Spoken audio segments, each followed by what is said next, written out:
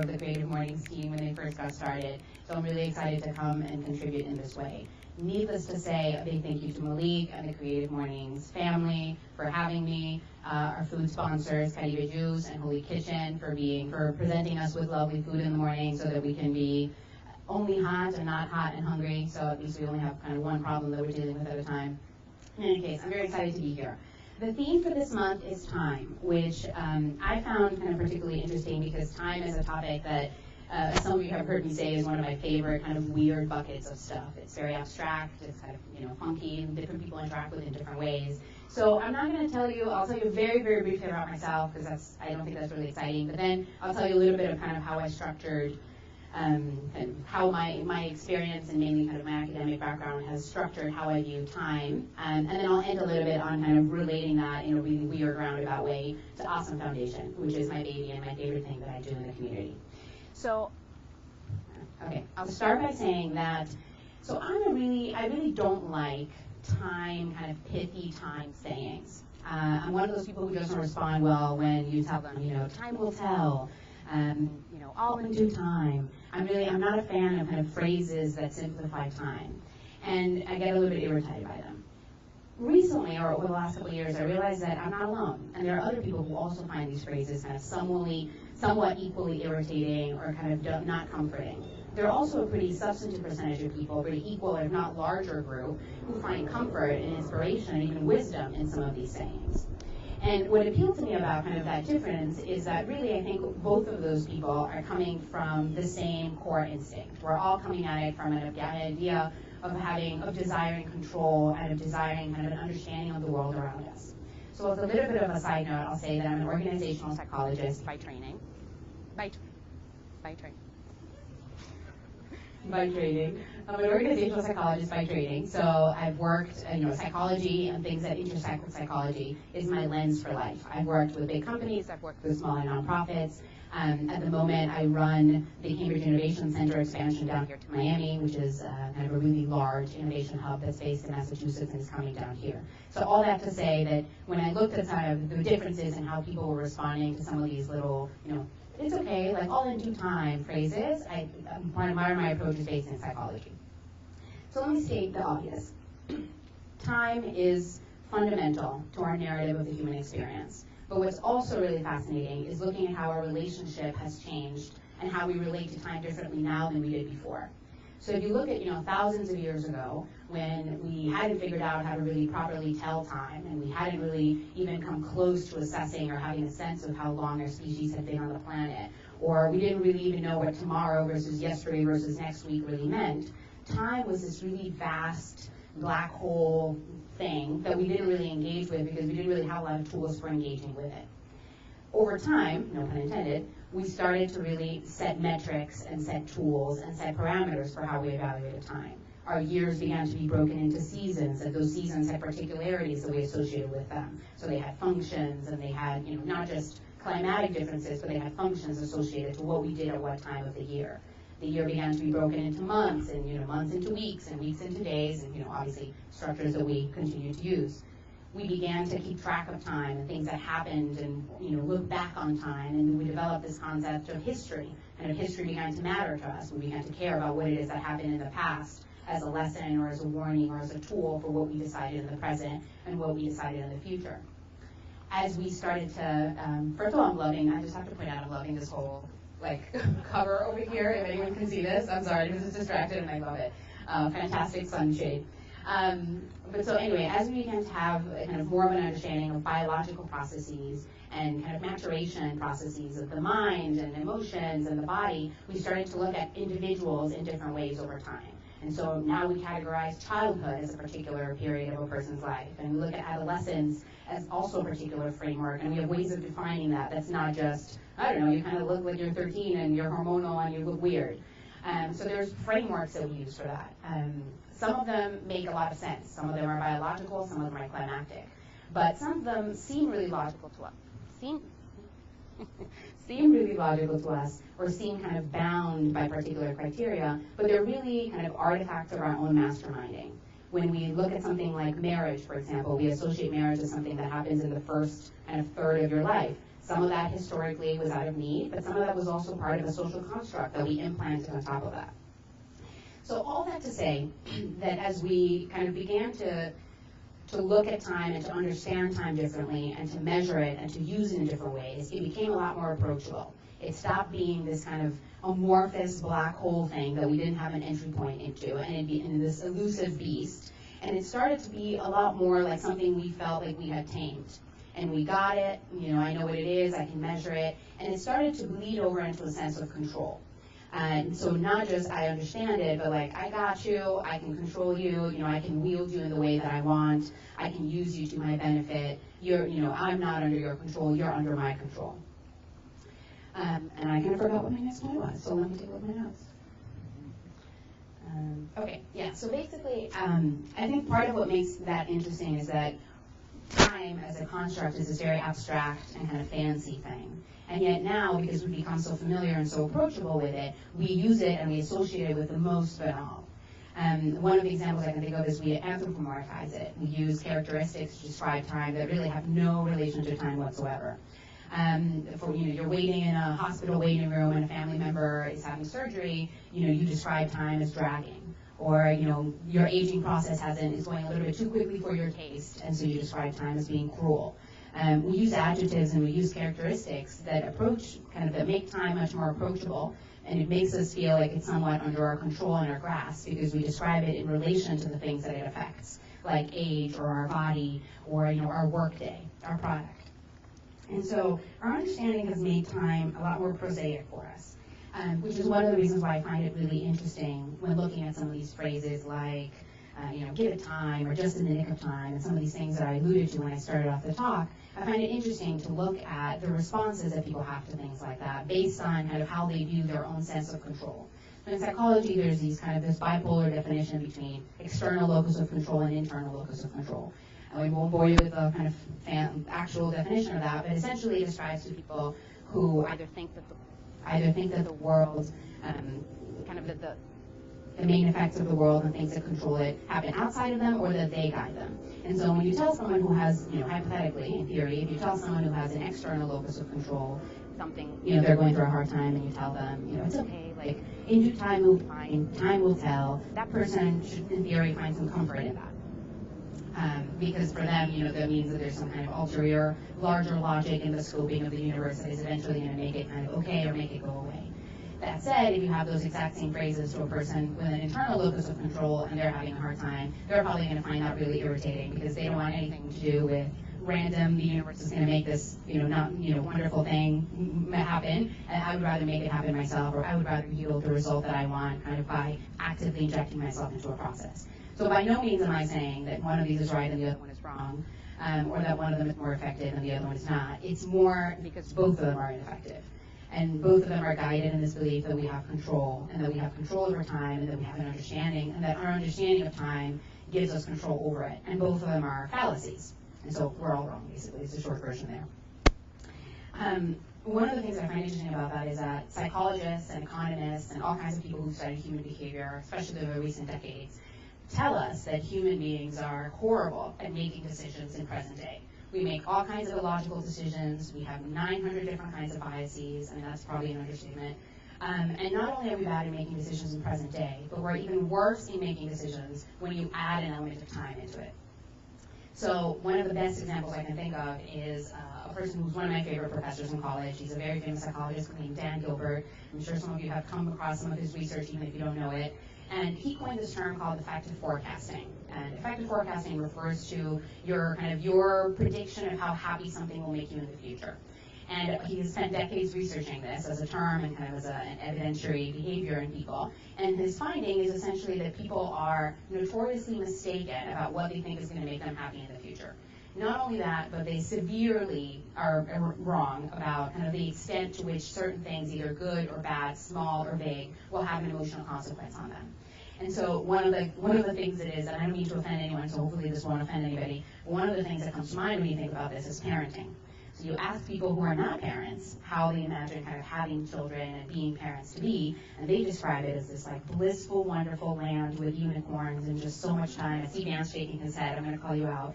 And And they imagine this as being this prolonged state of bliss in which just everything is delightful. And really, when you continuously, there's a lot of studies about parenting and people's kind of well-being during the years that their children are kind of from birth to the time that they're 18, i.e. when they leave you. And those are categorized as really the most kind of depressed and sad times in our adult lives, because they're the time that we're most stressed, they're the time that we're most unhinged, and that we're really depending on kind of overseeing other people's well-being.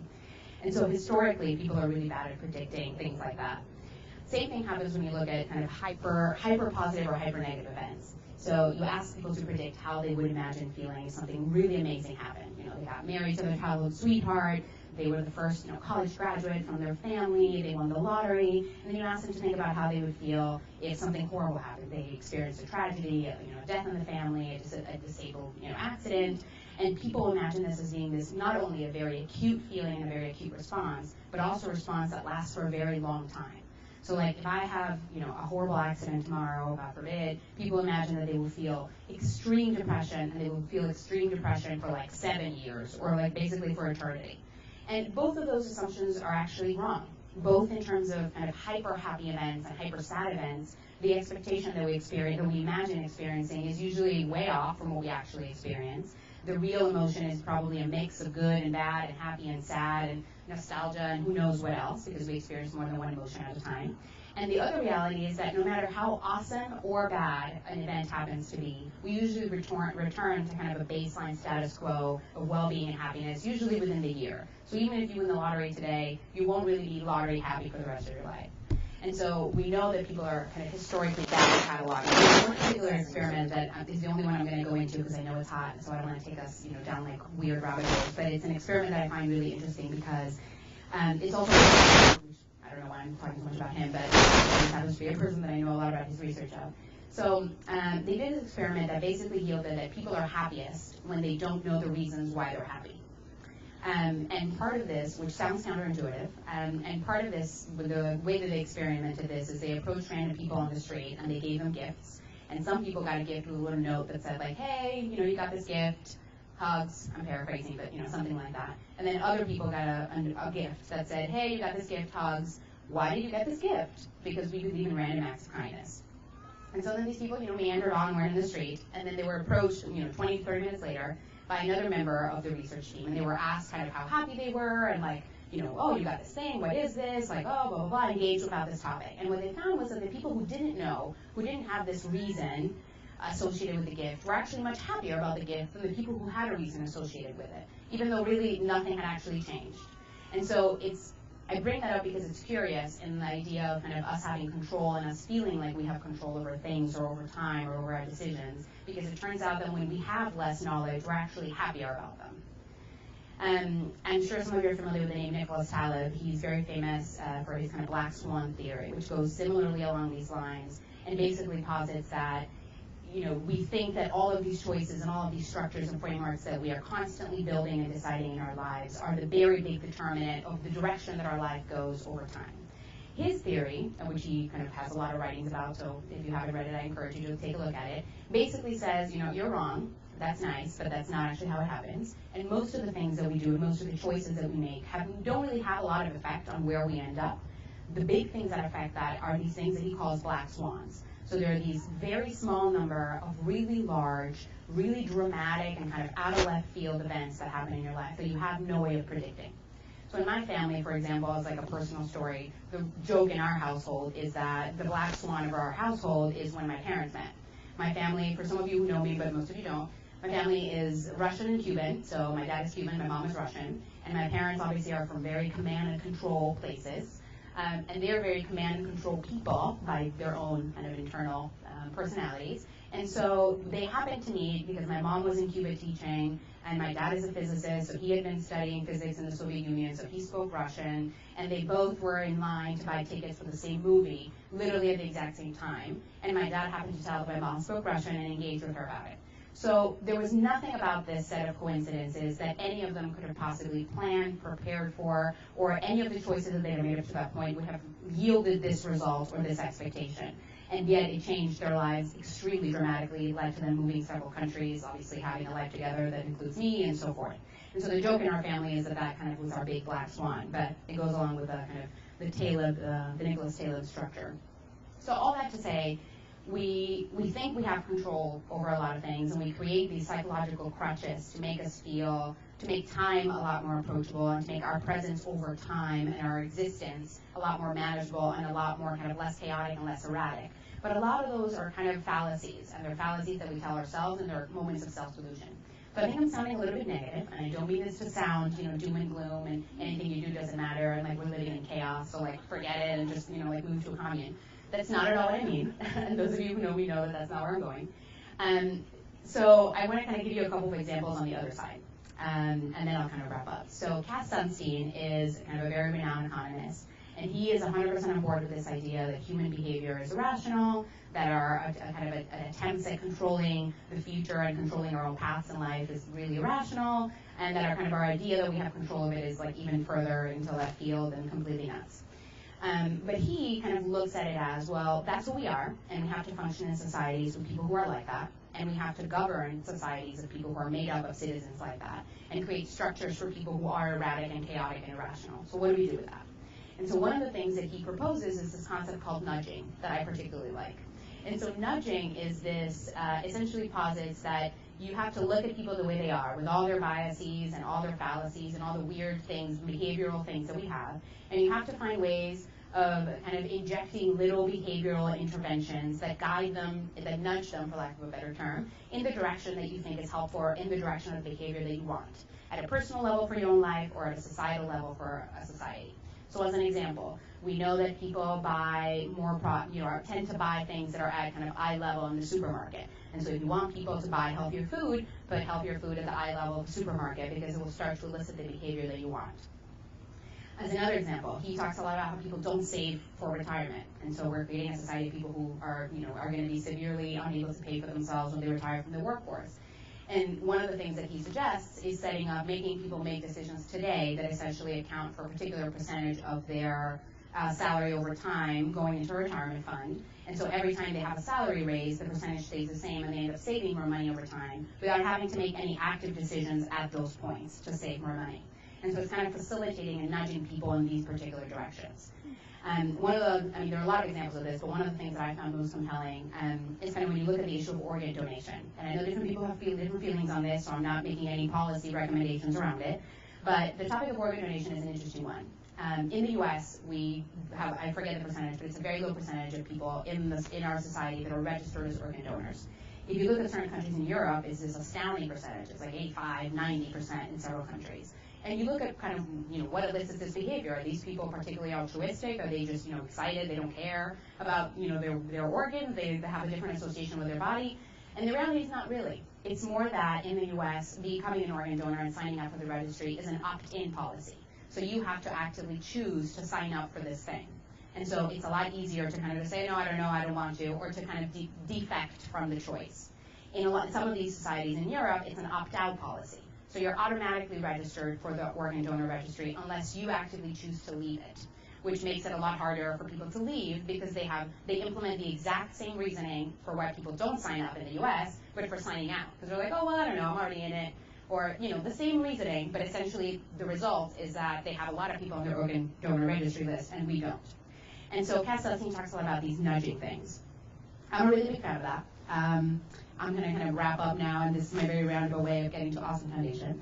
So I'm a very big fan of this nudging policy because I'm a very big believer in kind of the power of small things and the power of what I call kind of small pivot points. And Awesome Foundation, for me, is a really great example of that. So I'll kind of give you a little bit of a brief background. Awesome Foundation is not a real foundation. Let me start with that. It is a very decentralized group of hubs in different cities. At this point, there are about 100 in the world. And they're essentially glorified giving circles. A group of people come together, they each donate a amount of money every month. In our case, it's $100 a month. You pool that money together and you award it to a really great idea from the community.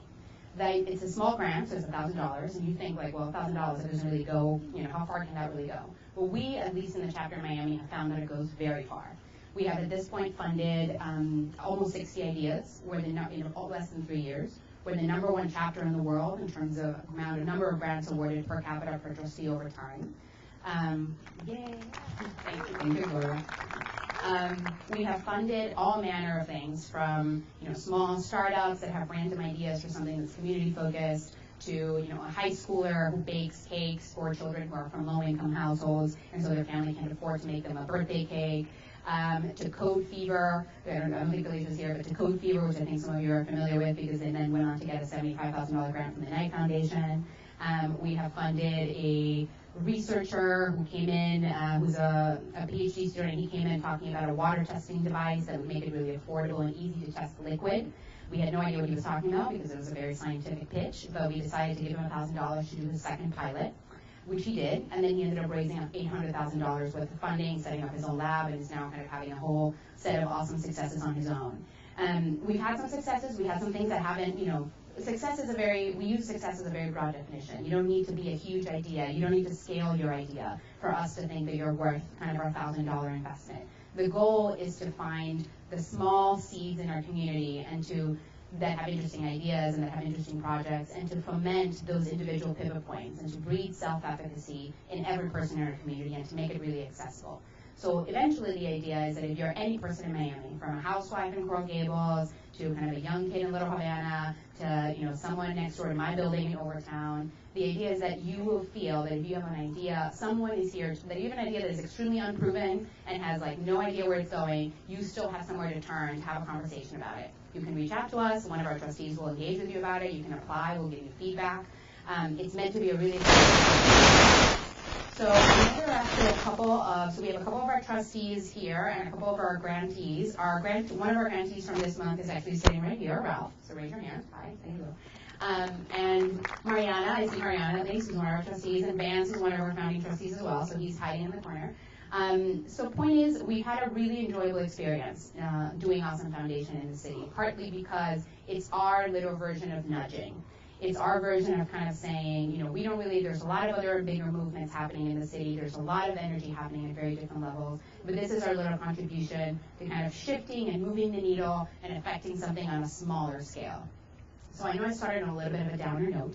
So I would say my summary of all of this is, and when you look at our presence over time, our individual lives, or kind of our lives as a community, our lives as a city, as a country, there are a lot of things that we really don't have control over, even when we pretend to have control over or when we think we do.